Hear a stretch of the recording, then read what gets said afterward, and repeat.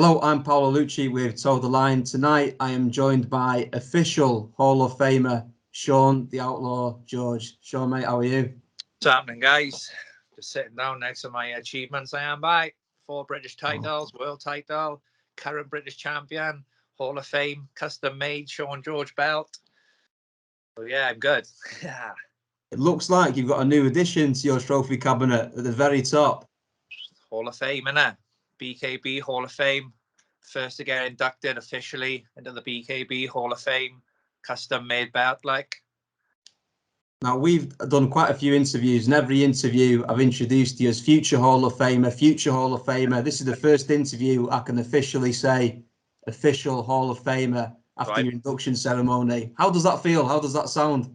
Yeah, it's really good, but proud moment for me. That was like, it's a wicked story behind that belt, and it's not just me. There was a lot of people involved behind that belt as well. But yeah, I always said future Hall of Famer. I never thought it would happen, but it did happen. Like, it was wicked. Even though I'm still active as well, if you know what I mean. Absolutely. And you was there with your family, of course. A lot of people thought that was a lovely touch. Oh, there we are. Look, there's some proof there. There they are, right. Ayla and Avey with the both belts, current British champion and the new All About Fame belt. Was that a special moment for you, having the family in the ring to recognise that achievement? Said we're all in there, my whole family now, my missus and my kids and I do it for them. So yeah, it was nice to have them there. It was in London at the live show. They loved it, but their moment of fame, wasn't it? Definitely. And I bet it's a nice change for them, seeing Dad just in the ring, dressed normal, not fighting, not covered in blood. Just for a lot of people, wasn't it? Yeah, unusual, man. I'm used to seeing you always smashing up your opponent, covered in blood. Yeah. Same with the girls, man. As they get older now, they're starting to understand now, like, if you know what I mean.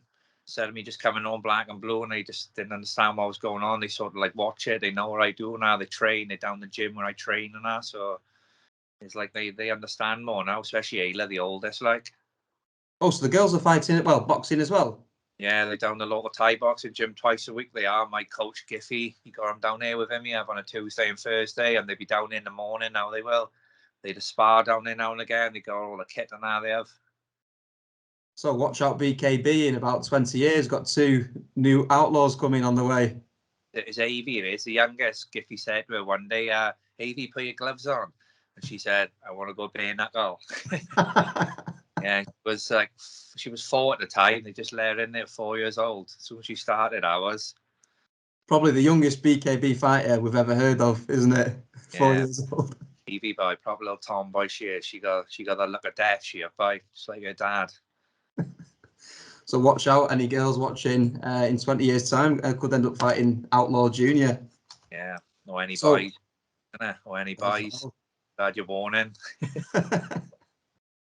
So speaking of fighting, your last out 12 weeks ago at BKB 23, and that was where you beat Tony Lafferty on a unanimous decision over 5 rounds for the British belt. Really fun fight to watch. I personally really enjoyed it. Obviously, I was timekeeping. Very technical fight, but a fun fight as well. Can you tell me a bit about how that went for you? How you saw that fight? It just went smooth, didn't it? You could see I was switched on and all that. I had a lot. Well, it might not be a lot of making up. I had some making up to do from the previous show, my previous actions, if you know what I mean. People's reactions to my actions, and I sort of affected me, like the likes of Baz and people like that. So I had to personally apologize to them people then, like, to try and make it better. Because, I did sort of act out the character, didn't I? But anybody would understand, but, the frustration. But like I said, we won't go into that now.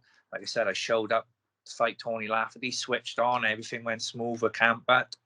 And, it went perfect, but fair play. I like Tony. I went in there. I didn't want to hurt him. I said that on the interview, didn't I? Yep, our interview. I just wanted to pick him apart, win on points, and come from there like safe, if you know what I mean. It was just before Christmas and all, like, if you know what I mean. But I said all that, didn't I? And that's what I did. But since Tony's last performance against Johnny Lawson, I knew I had to come in every aspect better, like sharper, fitter. And I was, man, a bit tougher than him. Like, I know I was tougher than him all by deep down, like.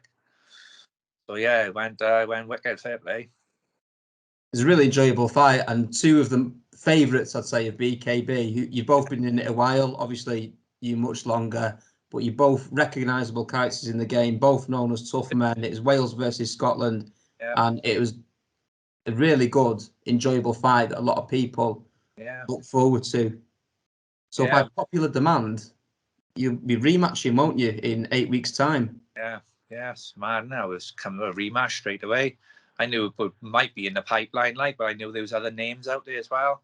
You know, like Scott McHugh's one of them. He's in line for the British title because he did have the title, didn't he? He lost it to James Lilly. So he has a few names out there, like. But it is what it is, man. Whoever it is in front of me now, it is Tony. So we'll go again. You know, it's word that he might not come in a bit as respectful as he was last time. I don't know the reasons behind that. But, you know, I got no problem with him, but so it is what it is. I'll just do the same, show up like I do, act professional, and we just meet in the middle. And then the fight will just do his thing, won't it? Definitely. That's something that you just touched upon there that I wanted to ask you, is that last fight seemed very respectable, both in the ring, having a laugh, talking to each other.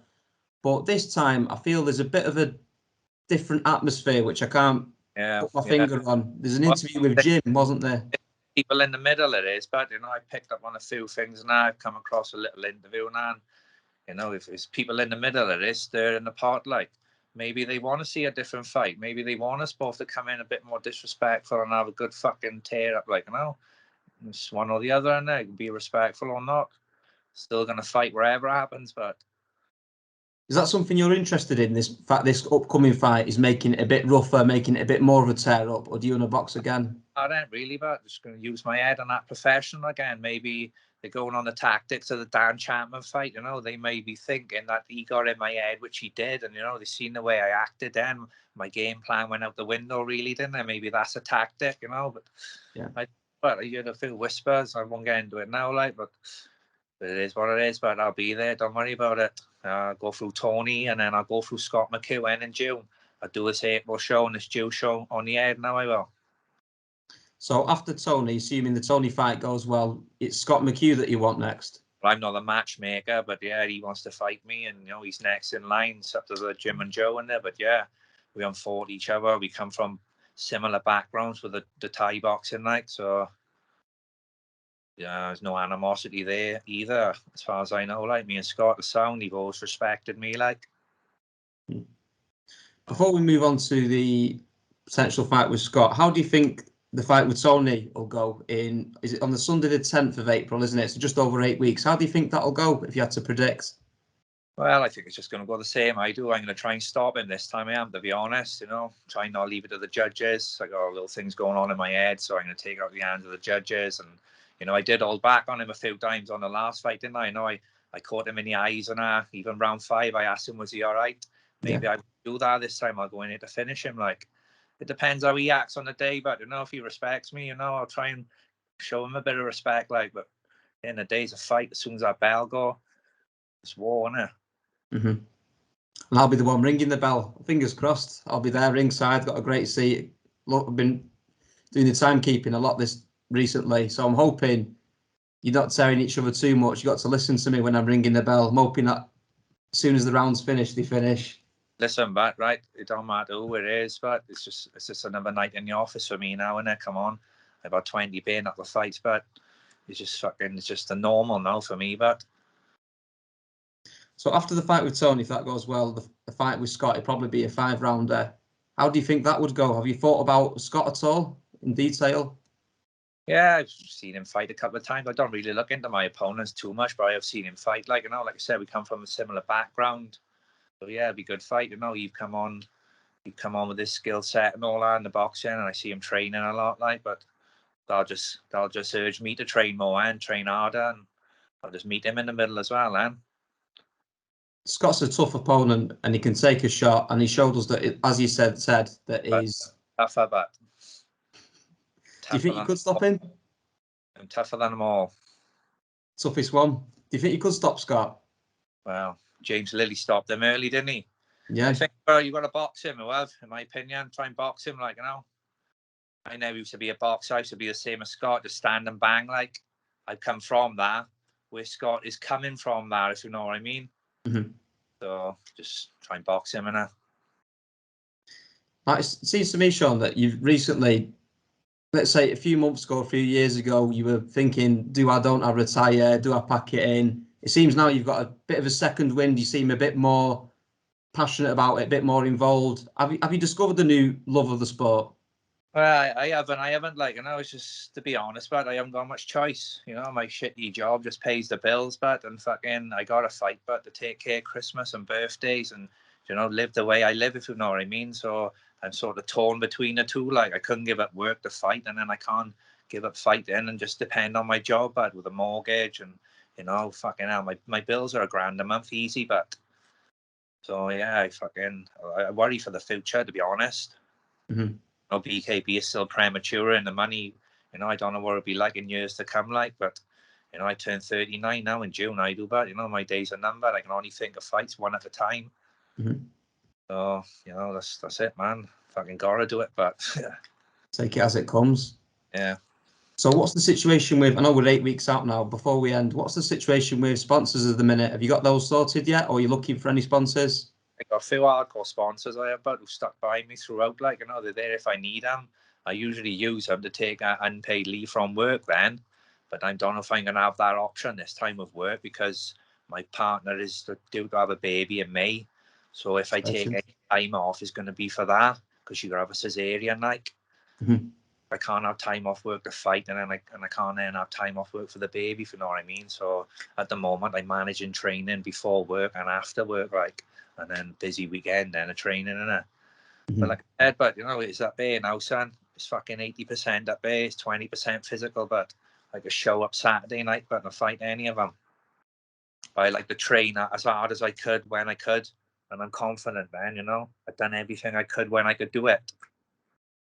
For the people who don't know your schedule, could you give us a rough idea of, I know how early you get up in the morning to get to training. Could you give us a rough idea of what your training/working schedule is? Because I don't think many people appreciate how difficult it is to juggle what you're doing.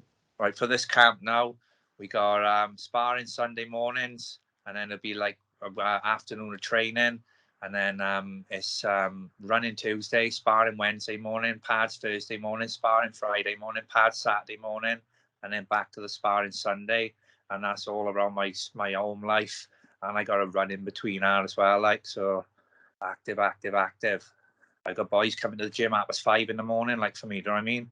And that'd take dedication. Like, I got to thank them very much. Like, there's not many to do it. I'd have people saying all the time, "Oh, I want to come to the gym. I want to come to the gym." I'd give them the time and all that, but they never do. But yeah, busy, man. I'm an all or nothing kind of guy, but I just come out of a challenge now. I did. We're going to do the more steps in fucking January, innit? I saw that. Did you top I a million? won the challenge from day one. I did, but I challenged myself and to do 1 million steps. I did in a month. Sorry, you made it, didn't you? I've done 1,009,000 steps. I did. It's all right, isn't it? Yeah, I'm all or nothing kind of guy, but I'll challenge anybody to do that. I will 1 million steps, and I'll give them £100 cash. I will, as long as they show me some progress, right, throughout the month. I will give them fucking £100 cash. But yeah, there you are. There's the challenge, ladies and gents. Toe the line. Our first competition. Can you beat 1,009,000 steps in a month? If so, just hit 1 million, but because I know what it took. Let me tell you, but.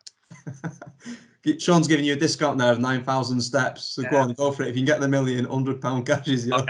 Day off it. I was doing like 10,000 steps before I was going to work, giving up my machine and all that, and on the ground with the boys, disappearing and walking up the mountain and shit. But I walked 26 miles in one day. I did. It was like 49,000 steps. So yeah, I done 1,009,000 steps. That was equivalent to 500 miles. That's like from here to London and back. I will walk 500 miles. That song, innit? Oh, it was so daunting, but I was so committed. But fucking crazy, man. My missus went up the wall. Everybody. You sound really committed to training, really committed to this fight. I'm really looking forward to this one in 8 weeks. I'm just about to turn 39, but I feel the best I've ever felt. But if anything, in my prime, but I don't look my age. Like, I don't look 39. I'm knocking on 40's door now, but. My secret, but is to keep moving, but no matter what, just keep going. But when you sit down and give up on that, but that's when you die. And see, just keep going. But I'll be saying now when I'm 100 now, still fucking going. Ladies and gents, that's what it is. There's the advice from Sean, the Outlaw George himself. Keep moving, keep living, because when you stop, That's when you die. It's going to be 8 weeks. We'll see you again on Sunday, the 10th of April. Have you got a final message for the fans or Tony? Yeah, just want to say a big thank you to everybody, and Tony, no animosity, but to see you on the day. It is what it is, man. Nice one. Sean, thanks very much for your time, mate, and I'll see you in 8 weeks. Okay, Pablo, it was a pleasure, but Team Outlaw. Pleasure. Thank you, mate.